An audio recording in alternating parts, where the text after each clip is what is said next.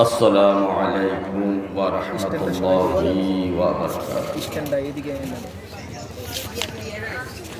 الحمد لله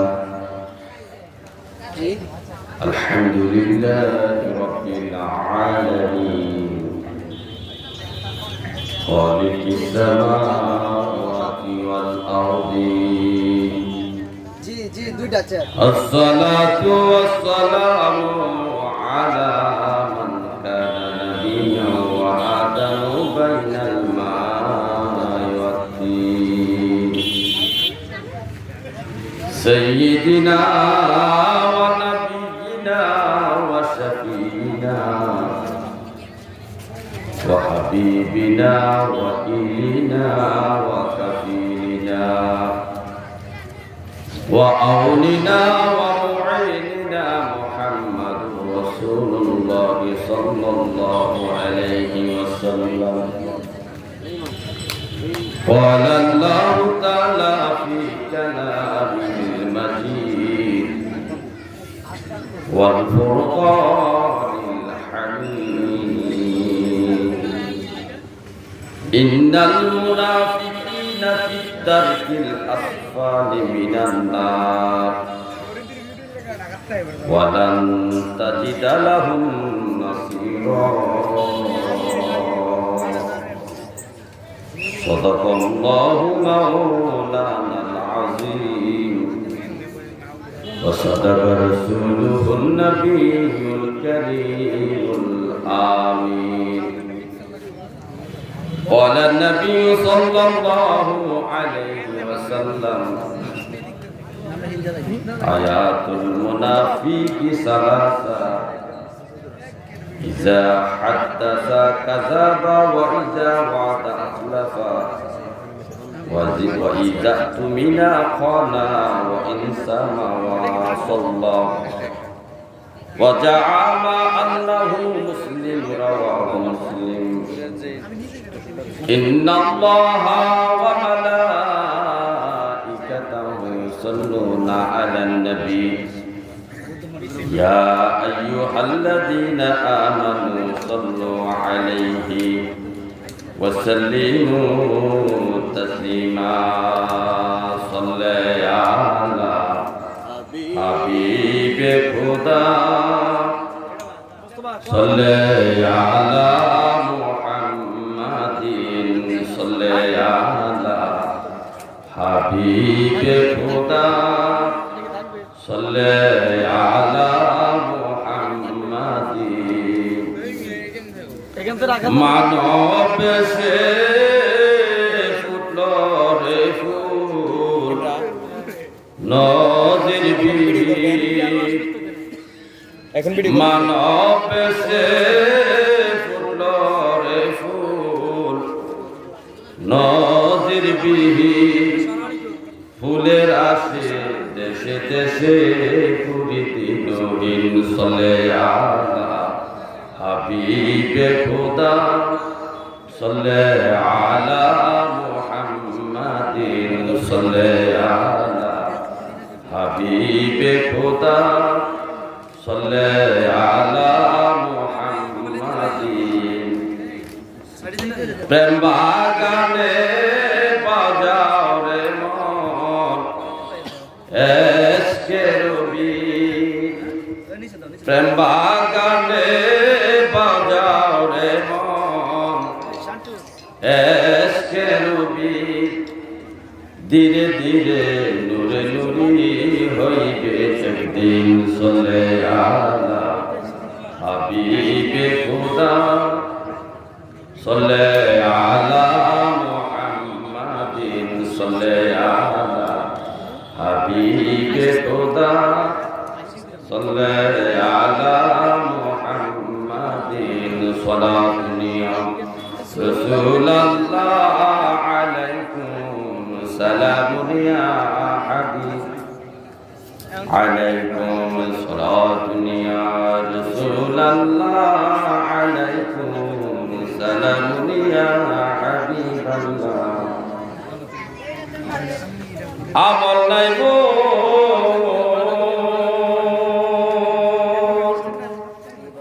পরপারে দেখাইবা আপনার নামের তসবিহ বরসায় আমার সালাত দুনিয়া রাসূলুল্লাহ আলাইকুম সালামুনিয়া হাবিবাল্লাহ আলাইকুম সালাত দুনিয়া রাসূলুল্লাহ আলাইকুম সালামুনিয়া হাবিবাল্লাহ আলাইকুম। আলহামদুলিল্লাহ, মহান রব্বে কারীমের দরবারে অপরন্ত শুকরিয়া জ্ঞাপন করছি যে মহান মালিক আমাদেরকে মহান আহলে বাইতের স্মরণে খোরবাস কাদেরিয়া গাউসিয়া দরগাহ শরীফের বাৎসরিক 18তম উরুস শরীফ, উক্ত উরুস শরীফের সম্মানিত সভাপতি পশ্চিম সিংহ দরবার শরীফের আলা হযরত ইসলাম কিবলা মাদাদুল্লাহ আলী, সহসভাপতি, প্রধান অতিথি, বিশেষ অতিথি সহ আজকে এই মাহফিলের প্রধান আকর্ষণ শায়েখ আল্লামা সৈয়দ হাসান আল আজহারি, সাবেক ভিসি আল আজহার বিশ্ববিদ্যালয় মিশর, এবং বিশেষ বক্তা মুফতি মাওলানা জহুরুল ইসলাম ফরিদী সাহেব, খাদেম বিশ্ববিদ্যালয়ের মঞ্জিল সহ দিগার উলামায়ে কেরাম এবং আজকের এই মাহফিলের আহ্বায়ক, এই খোরবাস কাদিরা দরবার শরীফের মধ্যমণি, যার আহ্বানে আজকের এই উরুস শরীফ অনুষ্ঠিত হচ্ছে। ফিরে কাবের শাহ সুফি মুফতি শামসুল আরিফিন আল কাদির খোরবাসী মাদাদুল্লাহ আলী হুজুর কিবলা সহ মাহফিলের উপস্থাপনা এবং এই মাহফিলের নাচ পরিবেশনায় যে হযরত খোরবাসী সাংস্কৃতিক প্রোগ্রাম শিল্পী গোষ্ঠী সহ দিগার সামিনী কেরাম, সম্মানিত আশিকান মুস্তফা, বর্দানিশী মা ও আমার বোনেরা, এই মাইকের আওয়াজ যতটুকু দূরে যাচ্ছে প্রত্যেকটা ইমানদার মুমিন মুসলমানকে আমি সালাম দিচ্ছি, আসসালামু আলাইকুম ওয়া রাহমাতুল্লাহি ওয়া বারাকাতুহু। আলহামদুলিল্লাহ, আজকের আজম শান উরুস শরীফে অনেক মিডিয়া, অনেক ইউটিউবার মিডিয়া চলে আসছে, যাদের মাধ্যমে আজকের মাহফিল সবার জন্য দোয়া করবেন। তাম পৃথিবীতে পুরো ওয়ার্ল্ডের মধ্যে যাদের অক্লান্ত পরিশ্রমের বিনিময়ে এই সুন্নি আশিকানদের এই মাহফিলগুলো প্রচারিত হচ্ছে, তাম পৃথিবী থেকে সুন্নি মুসলমানেরা আমাদের এই সুন্নি মাহফিলগুলো তাদের মাধ্যমে দেখতে পাচ্ছে।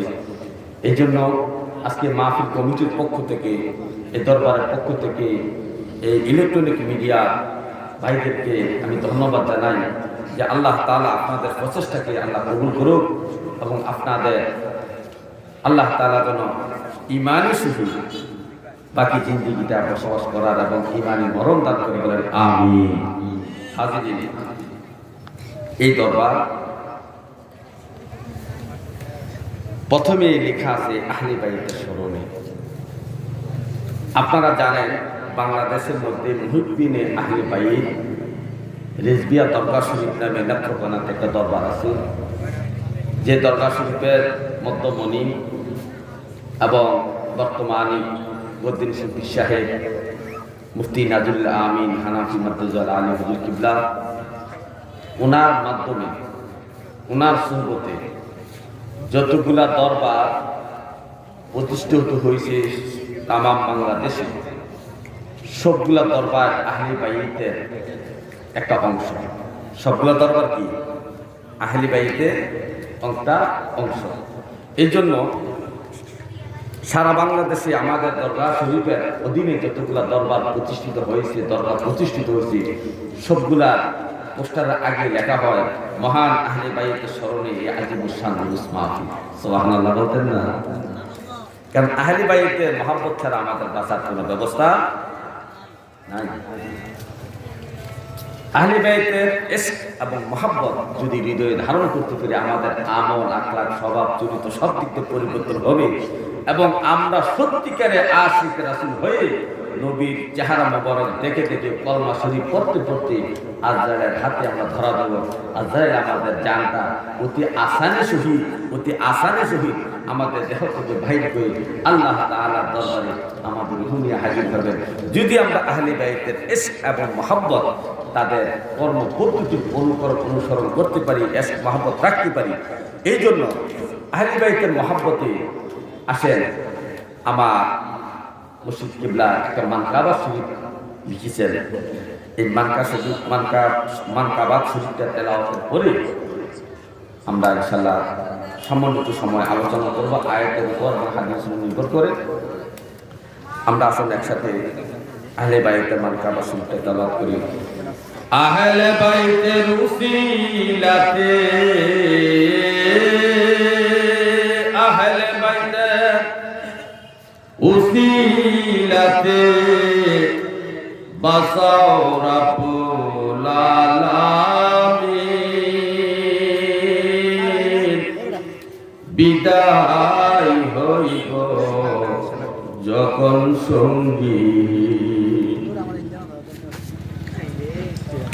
বিদায় হইব যখন সঙ্গী।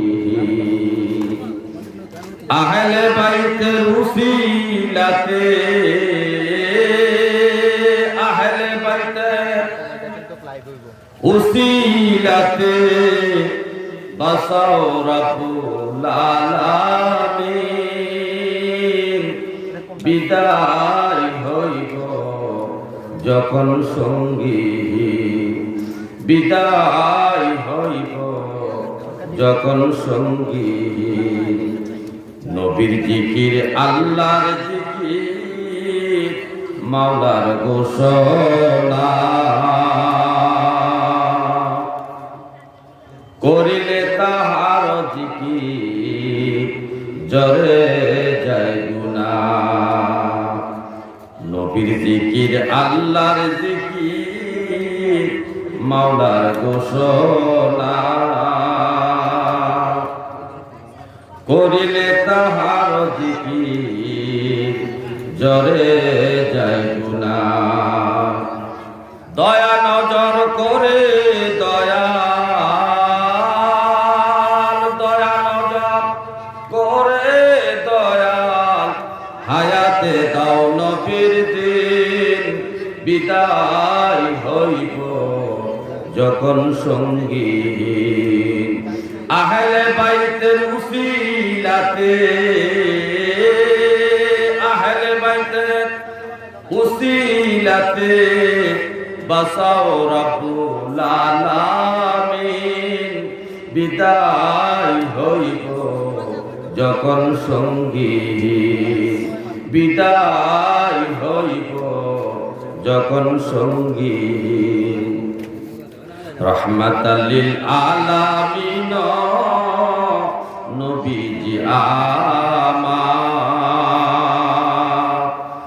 সারা সৃষ্টির অসহায়দের করিবেন উদ্ধার।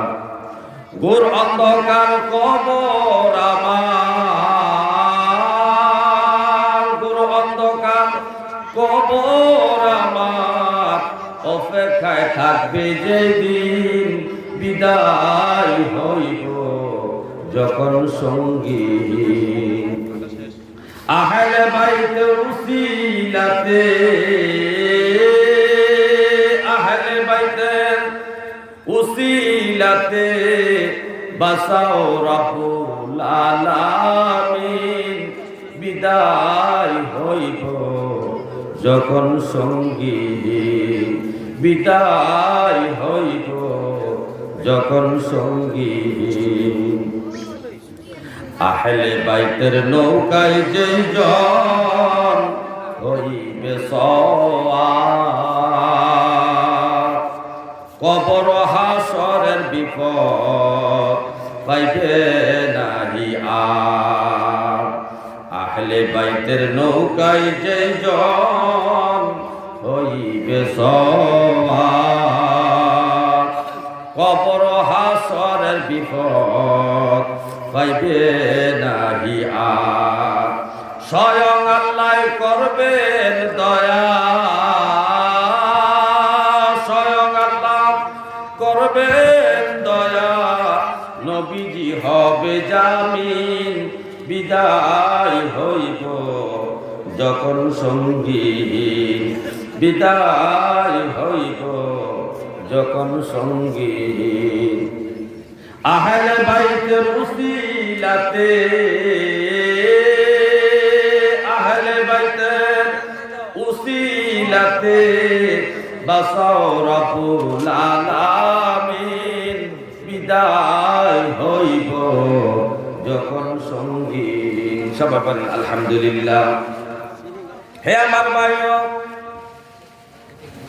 আমি যে আয়াতে কারিমা তেলাওয়াত করেছি, যত সময় সংকীর্ণ সংক্ষেপভাবে আলোচনা করার জন্য চেষ্টা করব। একটু মনোযোগ দিতে হবে, গুরুত্বপূর্ণ একটা বিষয় আলোচনা চলবে।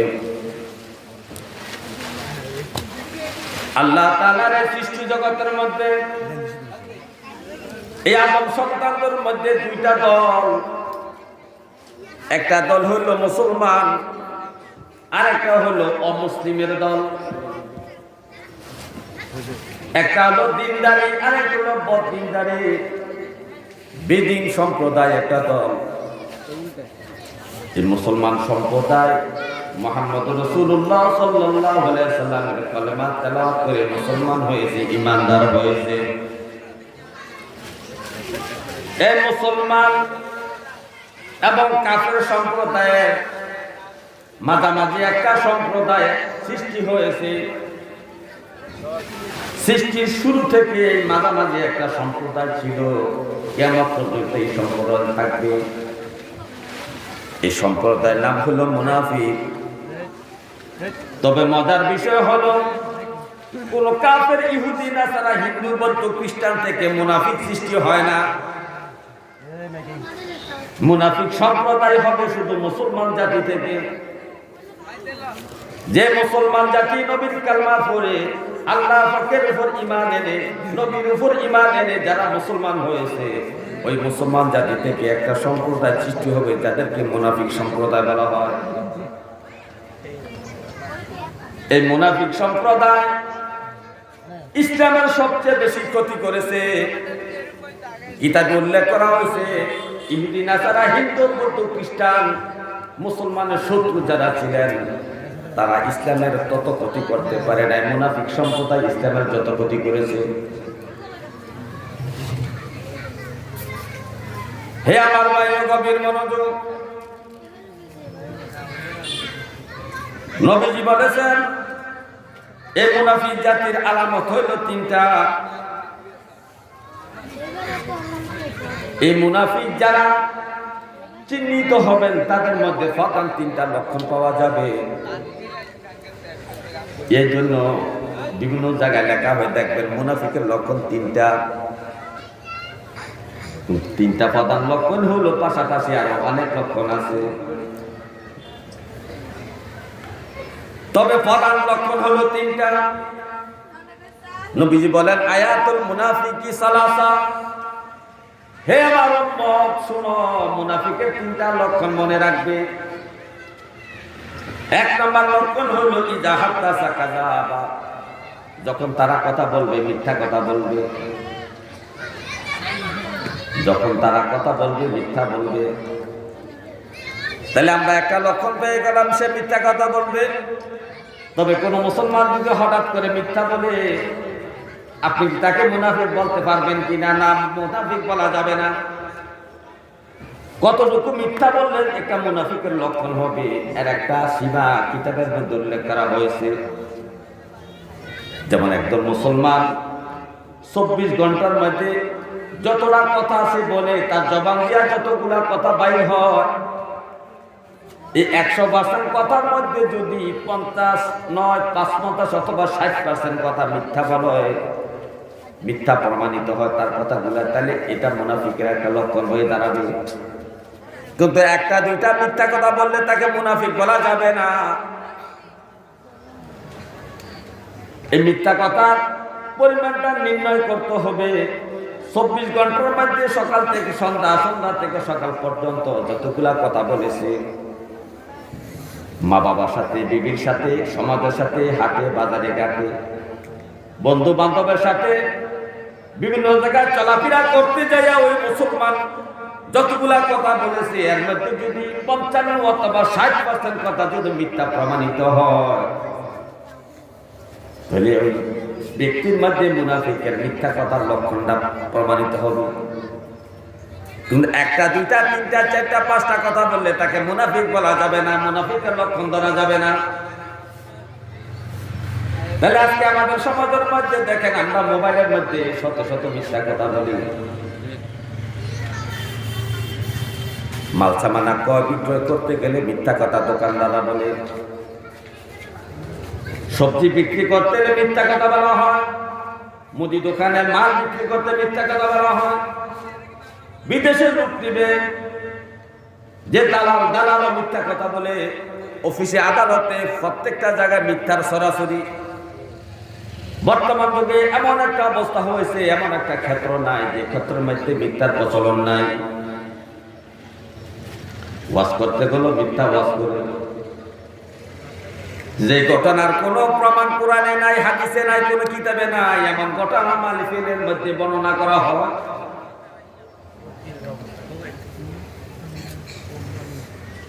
এমন ঘটনা বক্তা সুন্দর করে ইনিয়ে বিনে আল্লাহ তাআলা কণ্ঠ দিয়েছে, তাকে গলা দিয়েছে, মানুষকে ধোঁকা দেওয়ার জন্য নিজে নিজে গল্প বানাইয়া শ্রোতাদেরকে শোনায় মিথ্যা গল্প। তাহলে মাহফিলের মধ্যেও মিথ্যা গল্প দ্বারা শ্রোতার মন আকর্ষণ করা হয়। আর সর্ব জায়গায় শুধু মিথ্যার সরাসরি চলতেছে। হে আমার ভাই, পৃথিবীর মধ্যে যতগুলা পাপ আছে, এক একটা পাপের এক একটা শাস্তি হবে। দুইটা পাপ আছে দুনিয়াতে, দুইটা পাপের দুর্গন্ধ হাসর মাঠে ছড়াবে। আপনি নামাজ পড়েন না, যে নামাজি হাসর মাঠে উঠছেন, আপনার শরীর থেকে দুর্গন্ধ প্রকাশ হবে না। কিন্তু জেনা করে যদি হাসর মাঠে উঠেন, জেনা করে শরীর থেকে একটা দুর্গন্ধ বাইর হবে। হাসরবাসী দেখে এই গন্ধ নাকের মধ্যে গেলে বুঝতে পারবে লোকটা জেনাকা। আরেকটা পাপ হলো মিথ্যা কথা বলা। যে কোনো ব্যক্তি যদি মিথ্যা কথা বলে, তার জবান থেকে, তার মুখ থেকে দুর্গন্ধ বাইর হবে হাসরের মাঠে। এই মিথ্যাকে আমাদের পরিহার করার দরকার। মিথ্যা ভয়ঙ্কর একটা পাপ। নবীজি বলছে, মিথ্যা মানুষের রিজিক কমায়, মিথ্যা মানুষের হায়াত কমায়। এগুলা তো হাদিসের কথা। হে আমার ইমানদার ভাইও, আমরা মিথ্যা ছেড়ে দিব। আমরা মুনাফিকের আলামতের মধ্যে যেন আমরা না পড়ি। 2 নম্বর আলামত হলো, নবীজি বলছেন, ওয়াইজা ওয়াদা আখলাফা। যখন সে অঙ্গীকার করে, শপথ করে, শপথ ভঙ্গ করে। মুনাফিকের 2 নম্বর লক্ষণ হলো, যখন সে শপথ করে, শপথ ভঙ্গ করে। ওয়াদা করলে ওয়াদা ভঙ্গ করে। কেমনে ওয়াদা ভঙ্গ করে? এই বিষয়ে যদি আলোচনা করতে যাই, অত 1 থেকে 1.5 ঘন্টা সময় দরকার। প্রতিটা খাতে খাতে, প্রতিটা ক্ষেত্রে ক্ষেত্রে, প্রতিটা জায়গায় জায়গায় আমরা ওয়াদা বরখেলাপ করি, অঙ্গীকার শপথ ভঙ্গ করি। এর মধ্যে 1 নম্বর ওয়াদা হলো, হাসরের আল্লাহ তাআলা আমাদেরকে সৃষ্টি করে বাবা আদমের পিঠ থেকে আমাদেরকে বাহির করিয়া আমাদেরকে জিজ্ঞাসা করেছিল, আলাস্তু বিরাব্বিকুম, আমি কি তোমাদের রব নই? আমরা এক বাক্যে সবাই জবাব দিয়েছিল। নবী থেকে শুরু করে সাধারণ মানুষ পর্যন্ত সবাই এক বাক্যে জবাব দিয়েছিল, কালু বালা, আপনি আমাদের রব, আপনি আমাদের প্রতিপালক, আপনি আমাদের রব। কিন্তু দুনিয়াতে জন্মের পরে আল্লাহকে রব না মানিয়া দুনিয়ার মানুষকে, দুনিয়ার সৃষ্টিকে আমরা রব মানা শুরু করেছি। কথায় কথায় বলি, উনি খাওয়াইলে আমি খাইছি, উনি বাঁচাইলে তো আমি বাঁচছি। ওনার কাছে যাওয়াতে জিনিসটা আমার এক হয়েছে, ওনার কাছে যাওয়াতে জিনিসটা আমি পাইছি। আর এই কথাটা এভাবে বলা যাবে না। তোমার রব হইল আল্লাহ, তোমাকে খাওয়ায় আল্লাহ, তোমাকে ধনী বানায় আল্লাহ, গরিব বানায় আল্লাহ, তোমাকে ইজ্জত দেয় আল্লাহ, সর্বক্ষেত্রে সর্ব সময় তোমার যত জীবনের কার্যকলাপ আছে সবগুলো আল্লাহর ক্ষমতায় তুমি করতেছো। তোমার রব হইল আল্লাহ। তুমি ডাক্তার ওষুধ খাইয়া রোগ ভালো হয়েছে, তুমি কত বড় নাফরমানি কথা বলো, অমুক ডাক্তারের কাছে না গেলে আমি মরে গিয়েছিলাম। আরে অমুক ডাক্তারকে তোমাকে বাঁচানোর ক্ষমতা আছে কিনা? হায়াত দেওয়ার মানে একমাত্র আল্লাহ ছাড়া আর সৃষ্টি জগতের কোন ব্যক্তির কাছে হায়াত দেওয়ার কোন ক্ষমতা নাই। হে আমার ভাই, গভীর মনোযোগ, তুমি যে ওয়াদা করলা কালু বাবা বলে, কিন্তু দুনিয়াতে আসিয়া জন্মের পরে বুঝ হইয়া তুমি আল্লাহকে রব অস্বীকার শুরু করে দিয়েছ। তুমি রব মানা শুরু করছো তোমার ব্যবসা বাণিজ্যকে। তুমি বলতেছো আমার এই ব্যবসা বাণিজ্য না থাকলে আমার সংসার ধর্ম চলতো না, আমার সংসার মানুষগুলা না খাইয়া মরতো, আমি নিজেও না খাইয়া মরতো। তাহলে তোমাকে ব্যবসা খাওয়ায় না, আল্লাহ খাওয়ায়। তোমার এই কথাটা বলা এইভাবে ঠিক হয় না। তুমি বলতে পারো আল্লাহ তাআলা আমাকে একটা সুন্দর ব্যবসা দিয়েছেন, হালাল পন্থা, আমি এই ব্যবসার মধ্যে শ্রম দিতেছি, শ্রমের মাধ্যমে আমার ইনকাম হচ্ছে, আল্লাহ তাআলা তো এতে আমি ইনকামের দ্বারা আমি ভালো চলতেছি। কথাটা সুন্দর করে বলতে পারো, কিন্তু তুমি এভাবে না বলো। তুমি বলো ব্যবসা তোমাকে বাঁচাইছে, ব্যবসা না থাকলে তুমি না খাইয়া মরতা, তুমি মইরা যাইতা। হে আমার ভাই, এরপরে ওয়াদা হলো অনেক প্রকারের বিষয় আমরা ওয়াদা করি, তবে শেষ পর্যায়ে একটা প্রসঙ্গের কথা বলে যাই। আমরা পীর সাহেবের কাছে বায়াত হতে গেলে আমরা ওয়াদা করি। আমাদের হুজুর কাবলা, আমাদের পীর সাহেব হুজুররা আমাদেরকে বায়াতের সময় ওয়াদা করায়, আমি ওয়াদা করতেছি চুরি করব না, জেনা করব না, মিথ্যা কথা বলবো না, সত্য কথা সর্বদাই বলবো, 5 ওয়াক্ত নামাজ আমি পড়বো,